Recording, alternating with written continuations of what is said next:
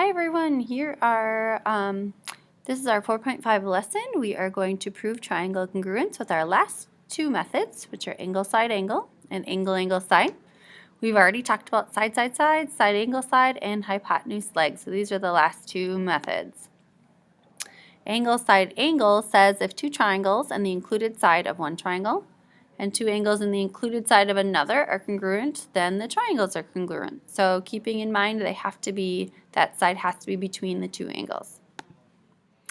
Well, really, I could always find my third angle, so I really could have another postulate called angle, angle, side. So this is saying if I know these two angles, I could subtract them from 180 to find this third one, which means I could also use angle, angle, side. So if two angles in a non-included side of one triangle are congruent to two angles in a non-included side of another, then the two triangles are congruent. So which postulates would be used to prove triangle congruence for both of these? So if I look at this one, the top one, I've got two angles in a non-included side, so this one would be angle, angle, side. Second one, I've got two angles in an included side, so this one would be angle, side, angle. So here are our 5 triangle congruence postulates. This would be a good thing to write down just so you have them all in recap. So pause this for a second and jot this into your notes. Are there any other methods? Well, we could say, what about side, side, angle? And if we look right here, I'm given two pairs of congruent sides in a non-included angle, and I can see two very different triangles. So that one's not going to work out.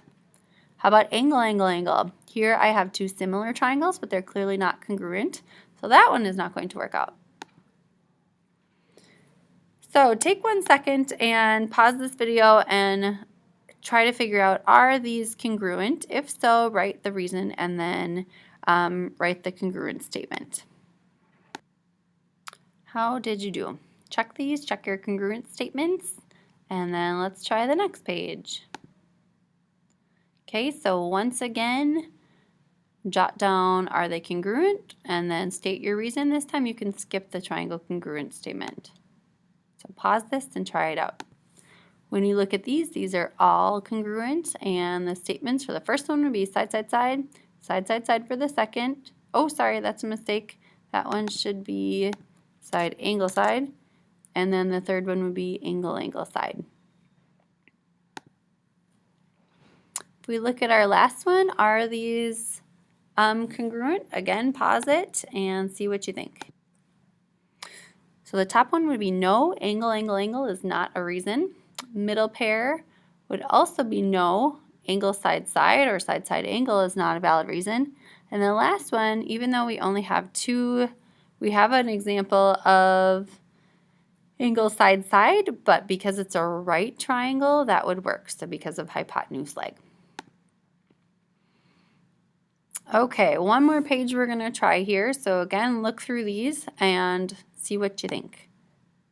Okay, take a peek at these. These are a little bit more difficult. For the first one, side, side, side, I have the two that are marked, and then I have that one that's reflective, or that's reflexive property says it is the same as itself. So that one is going to be side, side, side. Right over here, why does this one work? Vertical angles tell me that this is also a, oops, let's see here. Right here, we've also got a right angle, and now I've got the hypotenuse because it's directly across from that right angle, and a leg mark for both of them. So that one will work here. This one's kind of tricky. I've got a right angle. Anytime they have these arrows here, remember that means I've got a set of alternate interior angles because those lines are parallel. So I've got two angles right here, and then I have a side is congruent to itself, PR and RP, so I can use angle, angle, side. And then lastly, looking at these two, my sides are indicated, and vertical angles would tell me that those are the same. So I've got side, angle, side. Last thing we're going to do is talk about overlapping triangles. What they are two triangles that have a side or an angle in common. And we're going to do a proof that would show that. This proof is from your homework, so make sure you are writing this down. So this is number 33 from their homework. Here's what the proof says. Write a proof. Here's our given information. Angle NKM, so they've got it marked right here with the two tick marks, and LMK are congruent. Angle L is congruent to angle N. They want us to prove that these two triangles, the overlapping large triangles, are congruent. NMK and LMK. So if we start off with our first reason, it's always what's given, and that's marked in the diagram. Okay, I've got two angles congruent. So if I can just prove one more side it's congruent, I could use angle side to show that. Well, which side is congruent? If I look down here at my triangles, I've got KM and MK are shared sides. So I'm going to just say, hey, that is congruent to itself. So looking at this, I'm going to call this MK, and I got that from my order from what I'm trying to prove is congruent to side. Sorry, my handwriting is terrible in here. Oh no. MK is congruent to side KM. Okay, let's fix that a little bit. Reason is reflexive property of congruence.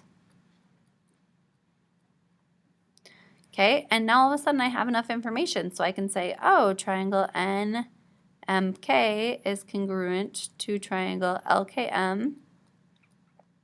Reason is two angles and a non-included side, so I'm just going to say angle side. Here's your assignment right here. I'll let you get started. Come with questions tomorrow. Have a great day.